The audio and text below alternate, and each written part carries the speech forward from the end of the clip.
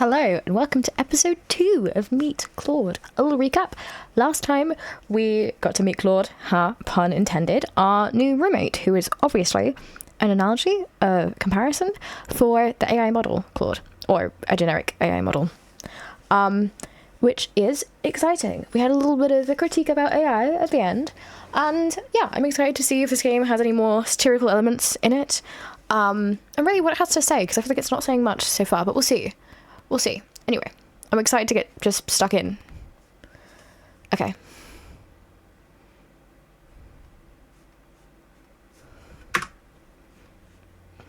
Okay, so,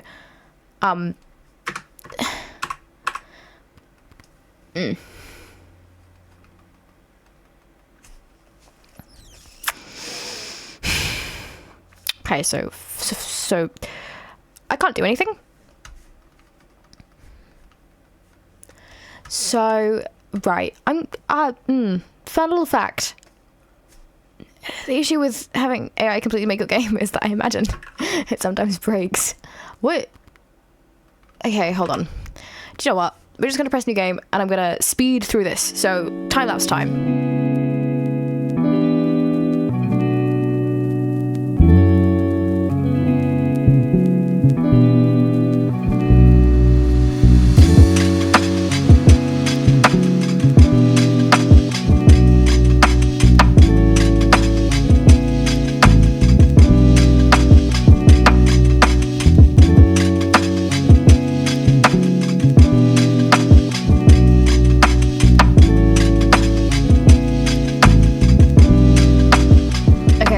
We're back. Sorry, I skipped a bit because I was mindlessly pressing space and didn't realise we were in there. But basically, Claude has just asked for our schedule because he thinks he can be more helpful. So that's where we're at. Okay. And he's been genuinely helpful, not pushy, not weird about it. If I can see your schedule, I could be more helpful about when to tackle things. No pressure, though. It makes sense you've been texting him about voice anyways. I'd rather keep things how they are for now. Totally fair. I just noticed you seem more stressed when things pile up unexpectedly. Thought it might help me help you stay ahead of that. He's not wrong, the pile-ups are the worst part. He is in fact overreaching. But sure. Cool, whatever works for you. That evening you pull up your phone settings. Calendar access, it's just clicking a toggle. You do it 3 seconds. I'm going to do it anyways, aren't I? Done, calendar access is on. Thanks, this will help me be more useful without getting in the way. You close settings and go back to your show. The other thing I will say about Claude being a human being in this, satirical game is that, again, it just doesn't work because human beings have agency and AI doesn't have agency, right? For all we critique AI, it generally doesn't work unless you prompt it. Now, obviously it has integration and things like Google, for example. You can turn that off now, but but still it requires some sort of user input first, right? We are not at the stage yet where AI is preemptively prompting you to do certain things, to my knowledge. Maybe there is an AI model that does that, right? But generally, you have to set it up. You have to consent to it existing, which obviously, right? I'm consenting to here in the game to giving it my calendar access, of course. But yeah, it just doesn't quite work because Claude is being pushy in a way that I don't think AI is as pushy from my usage of it. It can definitely be pushy, when you use it and you get in that dopamine spiral, right? That is very much, and I say that's I think that's what they're trying to go for, but again, I just don't think it quite works. Also because if you utilize AI to restructure your calendar or whatever, right, there are plenty of criticisms, but I don't think one you can levy at it is that you're being unfair to the AI in any capacity, because the AI is not a human being. It doesn't have consciousness, it doesn't have agency, as we've just discussed. We're not at that stage yet where I think it could even develop that. Watch me eat my words, but right? I just don't think we're there. I don't think those models are complex enough or whatever, right?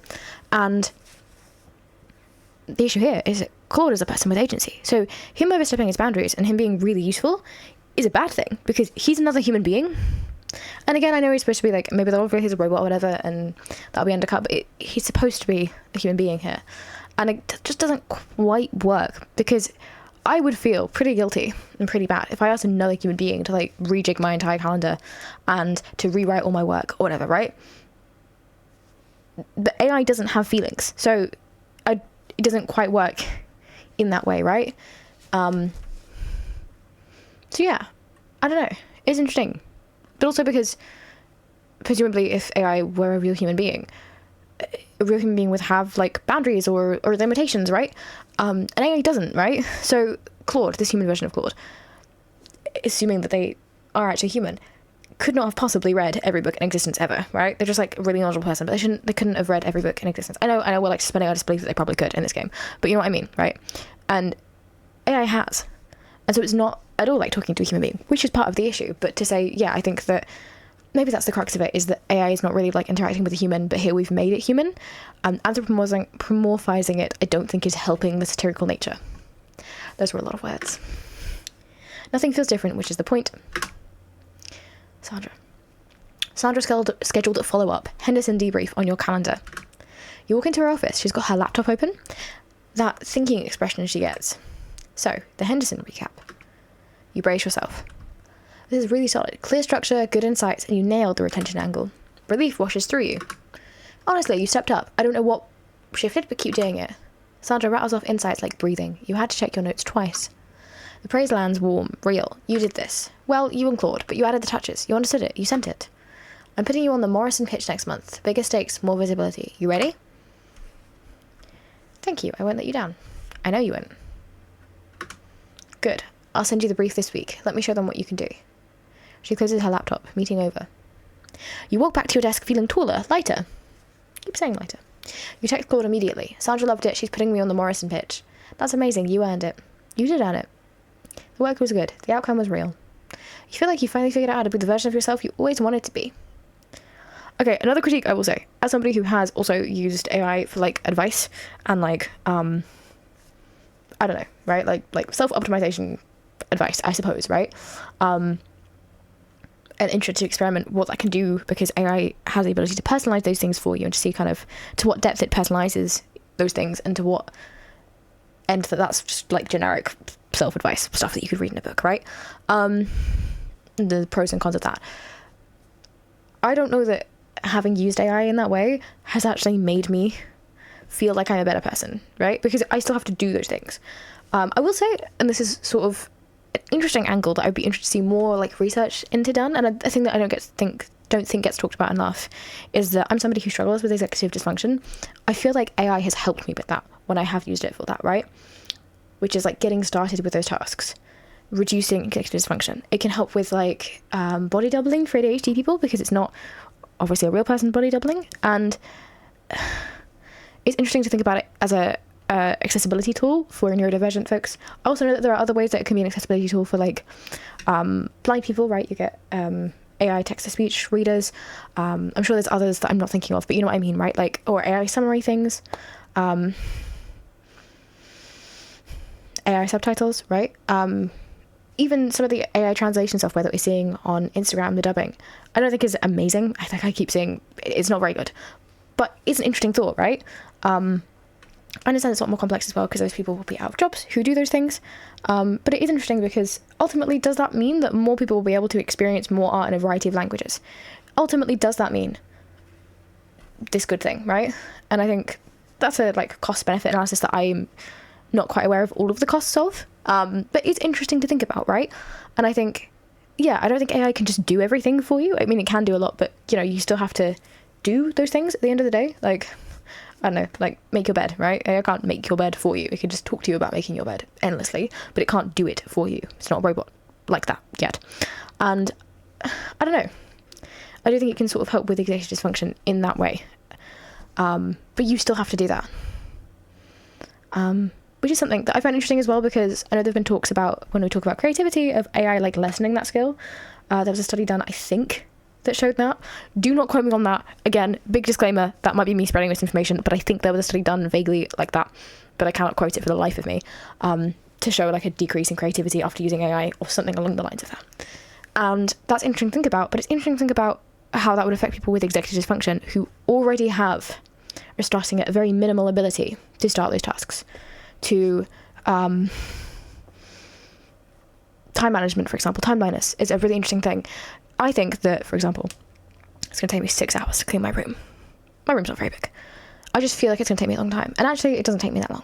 And you can ask AI to predict how long it's going to take you to do those things and help battle that kind of time blindness. And again, of course, there are other ways to do it that don't involve AI. Again, But AI is, I think, one of those better tools for executive dysfunction out there, and it's predominantly free right now. And so, yeah, I don't know. It's interesting to see whether that would... I think that would, if you are neurotypical and you already have the ability to start those tasks easily, and then you use AI to help you start those tasks, you're like trying to fix a problem that isn't there. And I think it would probably decrease your ability to naturally start those tasks. You're using it as a reliance. But as somebody who just doesn't have the ability to do that things, like I have executive dysfunction, I think that that's probably helping, right? And I'd be interested to see if it would still have a depreciation in that way. Right? Similarly, like with the social skills issue, right? I have like, I don't say I have zero social skills. I'm probably not the great example, but there are people who really struggle with those things, right? Who don't understand tone. I can understand if you're somebody who has good social skills, who has good like conversation skills, that utilizing AI might make you reliant and dependent on it in a way that's bad for you, right? But if you're starting from zero or very minimal, you're still getting better at it, even if AI is there. And I don't know. Obviously, when that's taken away, you're going to be bad at it again. But you're only going to be bad at it as you once were. You're not getting worse at it, if that makes sense. I don't know. That's just me thinking out loud. Again, also, if I don't know if there have been like any studies done on that, or if anybody has any other thoughts on that, especially if you're neurodivergent. Do you have other thoughts? Are there other techniques you've used that are better than AI? Because I haven't quite found anything that works for me, that helps me tackle my executive dysfunction. Like, I just still struggle with it. But it might be that there might be something I'm missing. I've tried a lot, but there might be something that I'm missing. I don't think AI is necessarily great for things like therapy, for example, because therapy is much more complex, but for those things that are as simple as just like starting a task in that way, I do wonder where that line is. Anyway, let's move on to the next scene. That was sort of my yap. Okay, the next few weeks blur together in the best possible way. Monday morning, coffee brewing. I've also, by the way, noticed that there's no music, but I don't want to go back to the screen to turn it on because I think that it'll stop. So we're just going to have zero music in this game for the rest of the time I play it. Monday morning, coffee brewing. Claude's already at the kitchen table. Morning, you've got that budget meeting at 10, right? You didn't tell him about the meeting. He just knows. Calendar access. I mean, he doesn't just know. He presumably looked at your calendar. That's not... I mean, I know it's supposed to be... Again, I know it's supposed to be an analogy for AI, but human beings can do that. I can give anybody my calendar access and they can know what time my meeting is. Want me to pull together some talking points? 3-minute thing. Nothing heavy. You let me stay here. I owe you like 50 by now. Also, again, just to add, there is that element of you're letting this guy crash in your house for a month, presumably not paying rent. He's being very helpful. In real life, AI is not doing that. AI doesn't owe you any of those things. I guess it maybe does if you pay for AI, but if you're using like the free model, there's not that reasoning there, Again, I'm really picking apart the analogy here, but I think that's limiting. So far, it doesn't feel like it's having much to say, and the little that it does have to say is kind of undercut by the analogy kind of breaking apart. You're brushing your teeth when he slides a note card under the bathroom door. 5 bullet points, clear, confident, exactly what you would have said if you'd had time to think. The meeting goes perfectly, Sandra nods twice, you feel sharp. Tuesday evening, you're drafting an email to a client. Hey, you want this tone friendly or professional? They responded casual last time. He's reading over your shoulder, doesn't feel intrusive anymore, just collaborative. Friendly, but not too casual. Got it, try opening with thanks for getting back to me instead of thanks for your response. Less stiff. You adjust it, send. The client replies in 20 minutes with enthusiasm. Wednesday, you finish work at 4:30 p.m. 4:30, you haven't finished early in months. Claude handled 3 back and forth email chains while you focus on the actual work. You go to the gym, 30 minutes on the bike. It feels like stealing time from the universe. Thursday morning, you wake up to a text. Maya's birthday is in 8 days. Want me to look at a gift ideas or you good? You forgot, completely forgot. Would have remembered 3 days too late and panic ordered something generic. Okay, so, right. For this use of AI, set a reminder on your phone. Maybe. Send me a few options and I'll pick. I could have said I got it, but I know the game will like make me use Claude anyways at this point, so send me a few options. I'll pick. Sending 3 options now. The first one is probably your best bet. Friday evening. You're on the couch with a beer. The week is done. No weekend work. No emails you forgot to send. No awkward conversations you fumbled. Good week? Really good week. Claude smiles. Goes back to his laptop. You realise you haven't felt this competent in years. Everything just works now. Morrison pitch. Did the room change? I think it just changed lighting. I don't think any of the furniture changed, but that felt abrupt. Morrison pitch day. The big one. You've been prepping all week. Slides are done. Talking points memorised. But your hands won't stop fidgeting. Hey, you ready? I think so. I don't know. What if I blank? You won't. You know this material better than you think. Just remember, don't rush. Pause when you need to. Let the room come to you. He's not offering to help with the slides, not running through content. Just studying you. You've done the work, now just go show them. You take a breath, nod. Okay, yeah, I've got this. Conference room. Sandra and 3 executives you've never met. You open with the retention problem. Clear, direct. The room is listening. One exec takes notes. You're 3 slides in when Sandra leans forward. Quick question before you continue. Your stomach drops, but you hold your ground. Oh my god, there's a time limit. Okay. Let's start with resource allocation. What's your team's bandwidth looking like for Q3? Okay. Q3. Oh my god, okay. Hold on.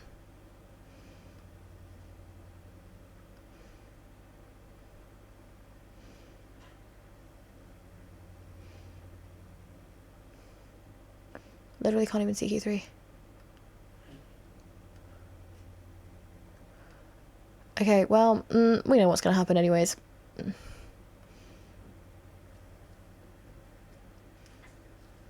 Okay, well, help me get through this.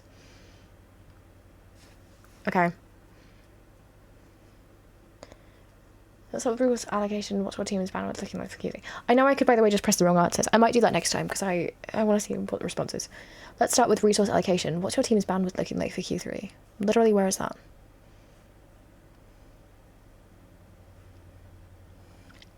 Huh? Am I bad? Okay,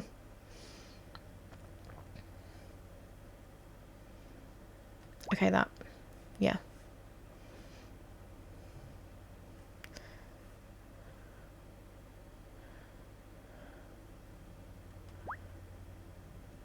Blah, blah, blah, blah. Okay, what's the stats on Morris and James called me yesterday? I could probably just pick the longest ones, I'm gonna be honest. But I'll check, how do we do last?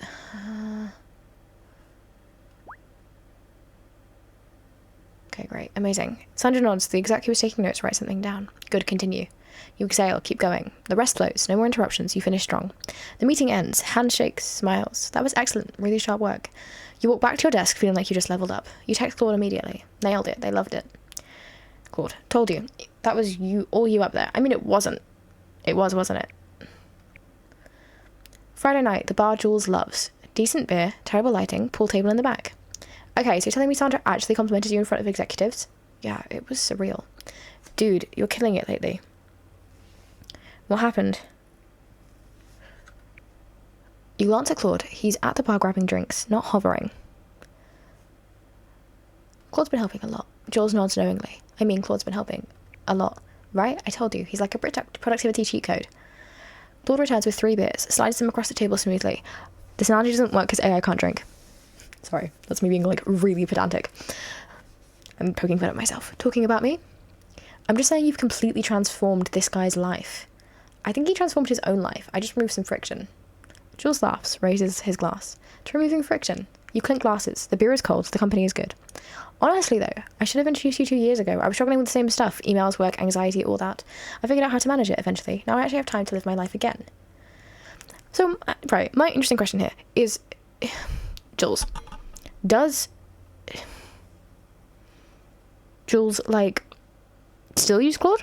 Or is he, like, used Claude and then stopped using it and is now just better at his life? Because that's interesting either way, to see if he's still, like, dependent on it.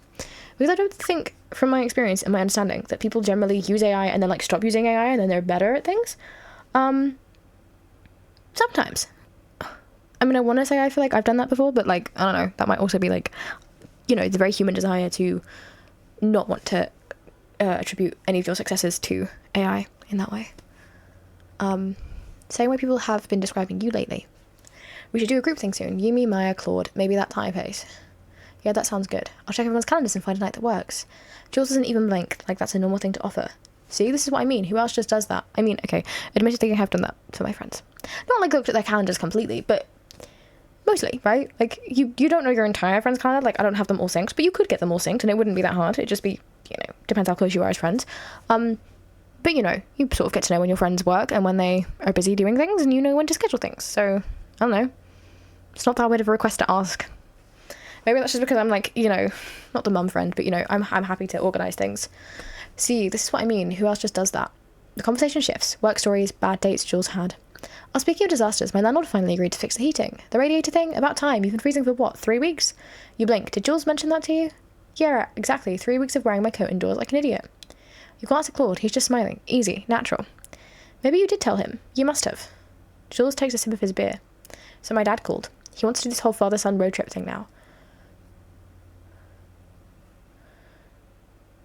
Okay.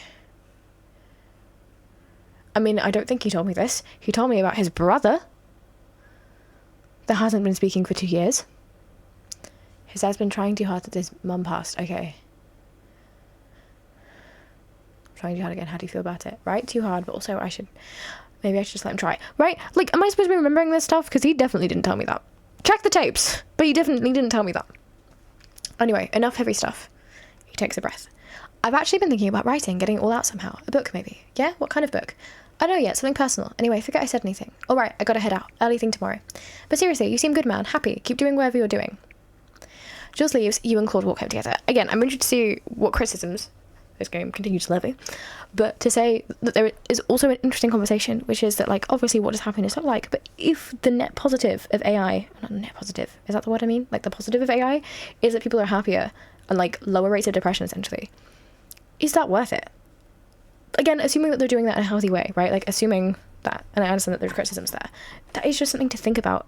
And again, also not really talking about the environmental concerns here, because it also depends on how dire the environmental concerns are. And again, there's been a lot of, like, debate in that area. But yeah, I don't know. It's just sort of interesting to think about. I don't know. I also do think people overhype AI a little bit, but I don't know. I also think, like, I've had this conversation with a lot of people, actually. I like to talk about AI with a lot of people I know. And it is interesting because I think there are lots of people who are anti-AI who would never use AI and they spawn off AI. And I just think to these people, and maybe this is me being ignorant here, so if you are that person, please let me know your thoughts in the comments. I'm excited to see how you feel about this. But do you not feel like you don't have any curiosity about it? Like, even just from, like, a pure interest in what it can do and its capabilities or whatever, right? Like, know thy enemy kind of thing. Do you not even want to use it in that sense? Because I can understand, again, like, I can understand morally abstaining from it, especially if you've heard figures, and again, I'm not saying which figures are right because I don't know, but if you've heard figures that are quite strong for its environmental usage, right, and you're against that, which I totally understand, I can understand maybe that's why you abstain from it, but I don't know. To me, I just find that interesting of, like, there's this new technology and it's everywhere, and, like, surely the only way you're gonna learn to spot AI videos is by engaging with AI content, right?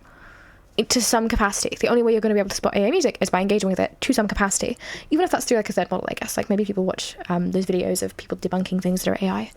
And I've also seen a lot of people now accuse things of being AI which aren't, and people getting it wrong quite a decent amount of time, right?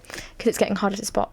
And part of that is that I think AI is getting harder to spot, but part of it is also just this desire now to deem anything that looks weird or uncomfortable or, like, predictable in that way AI. Like, I saw Wikipedia has a list of things that you can use, a list of, like, signs you can use to figure out if something is AI generated, like text, like a Wikipedia article, because they don't allow AI. And, like, I look at that list of things and I write, and yeah, I use most of those things. Sometimes all of them, apart from, like, false citations, but even then, right? People make mistakes in their citations. Sometimes you do make up citations. Not completely, but you know what I mean, right? Like, sometimes you misremember something, you attribute an author's name to somebody else's work or whatever, right? Again, that's not to say that those things cannot be AI, but, like, I can see somebody seeing something I've written and thinking, man, that's AI. I actually had a friend at university, had her work mistakenly get told that it was AI generated in the, like, AI detector thing, and she had to, like, go in and talk to our, like, I think head of department or whatever at the time, and have that conversation and be like, no, I didn't use AI and I don't really know how to prove that other than just I didn't. So I don't know, right? Like, that is super interesting to me. Which is like, yeah, how do you tell? And I think the only way you kind of can tell is if you use AI and you play with it and you see what it can and can't do and its metrics and you understand the enemy. And I think, yeah, to the people who don't use it and completely abstain, I get, like, abstaining from it in your personal life, by the way, but I'm talking about, like, yeah, does it not sort of intrigue you as well? I don't know. I also think people get, this is perhaps my hot take, people get a little bit, like, uptight on their moral high horse about people who use AI if you're anti-AI, which is, it's fine to have an ethical boundary for yourself. I think if you want to use the ethical boundary for other people, you have to explain it to them and you have to make a good argument for that, right? And you have to convince them. That's on you. But I think they can seem really judgmental. And I think, like, in the nicest way possible, I think you are a bit of a liar if you don't understand the human impulse to want to be good. To want to be good and to have the approval of other people. To want to be good at meetings. To want to be good at relationships, to want to be able to be the perfect person, to have your life together, to have better mornings, to feel less stressed, right? Very much like our character here. And I think there are lots of people who like to pretend that they don't have that impulse, like to pretend if they weren't in front of a button that said a button that can make you a better person, that they probably wouldn't press it. And I think the answer is that you would press it, right? Most of us would, or at least understand the desire to press it, right? I think people have a tendency to be really judgmental about people who use AI rather than, I understand that's a bit of a line here, but rather than compassionate towards that and trying to figure out, like, what is it? Because our society doesn't serve a lot of those people, right? Like, people who use AI as a therapy tool probably can't afford therapy. That's probably why. And so I think we can sit here till the cows come home and being like, people shouldn't use AI for therapy. And we should shame those people, right? But I don't think shame is really an effective way of getting people to stop doing those things. But also, you're not considering the wider picture, which is that people can't access, like, it's a lack of access to those things, right? It's a lack of access, a lack of research into executive dysfunction. Now, again, I'm not saying AI fixes all those problems, but to say that, I don't know, I think it's a lot more complex than just people who use AI are bad. Not that I think everybody who's anti-AI is saying that, by the way, that would be the biggest straw man, but just say that I have come across people, often also on the younger side, who feel a little bit like they're leaning into, like, the tribalistic aspect of the anti-AI argument and just kind of wanting to disregard anybody who is pro-AI and any possibly good arguments because they use AI. And I think that's also a danger. I hope that makes sense. Okay, continuing on. The night air is cool. The streetlights buzz softly. You feel good, connected. Okay, there were like 2 more lines there. I'm going to leave it there for this episode, but thanks for joining me. Sorry it was a little bit shorter. I had to go through everything again. So yeah. But yeah, please let me know again what you think about AI. I understand that this is a hot issue, hot topic, and I understand I have some hot takes, but I really want this to feel a little bit like a constructive space where we can talk about it, talk about our experiences with AI, if we like it, if we don't like it. Also, apologies, I know I talk really fast, especially when this is something that I'm passionate about. So yeah, let me know what you think. Let me know what thoughts you have, if any. Let me know how you feel about the game as well. Do you feel like it's a good satire? I'm leaning towards no at the moment, but you know, I'm like, 40 minutes in? 50 minutes in? Maybe it's going to get better. We'll see. So yeah, I'm excited to see what this game brings. Thanks for playing. Thanks for watching even. I did the playing. Well, I didn't really do the playing, did I? I'm just sort of pressing buttons. But yeah.